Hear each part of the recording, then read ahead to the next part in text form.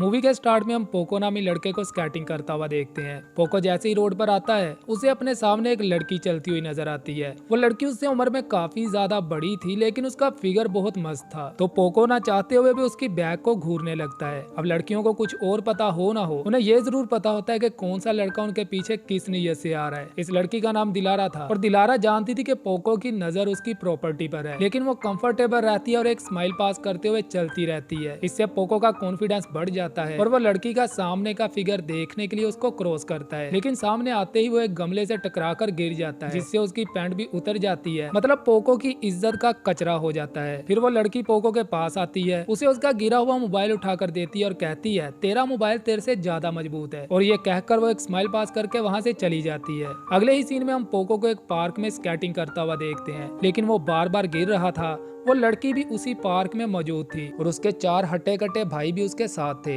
लड़की लड़के को देखकर स्माइल करती है। इस पर पोको का एक दोस्त कहता है शायद वो तुझे पसंद करती है, तुझे जाकर उससे बात करनी चाहिए। मगर उसका दूसरा दोस्त कहता है तूने उसके भाइयों को देखा है, अगर उन्हें तेरे इरादों का पता चला तो वो तेरा कीमा बना देंगे। मगर पोको उसकी बातों को इग्नोर करते हुए लड़की को इम्प्रेस करने के लिए रिस्की स्टंट करने लगता है। लड़की भी इससे इम्प्रेस होने लगती है, मगर इसी दौरान उसकी पैंट फिर से उतर जाती है और वो दोबारा से हवा में था। वो बहुत बुरा गिरता है और उसका स्केटबोर्ड आकर उसके सर में लगता है, जिससे वो थोड़ी देर के लिए बेहोश भी हो जाता है। जब उसकी आंख खुलती है तो वो लड़की उसके पास खड़ी थी, तो वो जल्दी से अपनी पैंट पहनने लगता है। लड़की उसे उसका स्केटबोर्ड उठाकर देती है और कहती है तेरा स्केटबोर्ड तेरे से ज्यादा मजबूत है। फिर वो उसे कहती है तू मेरे साथ चल, मैं तेरे को कंफर्टेबल कर दूंगी, इससे तुझे अच्छा लगेगा। और पोको भी फौरन ही मानकर उसके साथ चल पड़ता है। जब वो उसके साथ जा रहा होता है तो वो देखता है कि लड़की के भाई उसे गुस्से से घूर रहे होते हैं, जिससे पोको के कदम रुकने लगते हैं। तो वो लड़की पोको से पूछती है कि कहीं तुम्हें डर तो नहीं लग रहा है। मगर पोको जो ठरक से भरा हुआ था वो अपने डर को झुठलाकर उसके साथ जाने लगता है। वो लड़की उसे पार्क की दूसरी साइड ले जाती है, जहाँ उन दोनों के अलावा और कोई भी नहीं था। वहाँ वो पोको से अपना हिजाब उतारने को बोलती है और फिर पोको को मैडली किस करने लगती है। फिर वो लड़की पोको से उसका जिपर खोलने को बोलती है।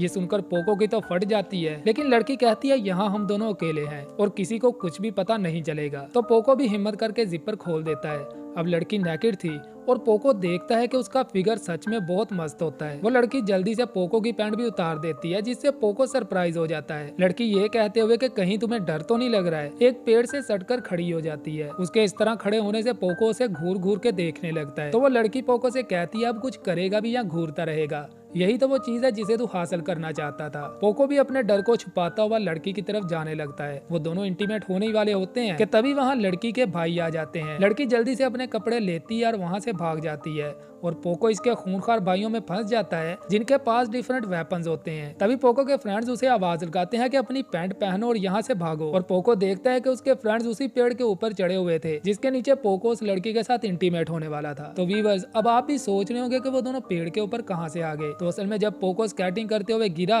तो वो बेहोश हो गया था, और अब तक इस देवदास ने पारो के साथ जो कुछ भी किया था वो सिर्फ उसका ड्रीम था। पोको के ड्रीम में लड़की का बड़ा भाई कातिया अपने साथ एक टाइम बॉम्ब लगाकर खुद को पोको के साथ उड़ा लेता है। इसलिए होश में आने के बावजूद भी पोको उनको देखकर चिल्ला रहा था, और इसी फनी सीन के साथ ये मूवी खत्म हो जाती है।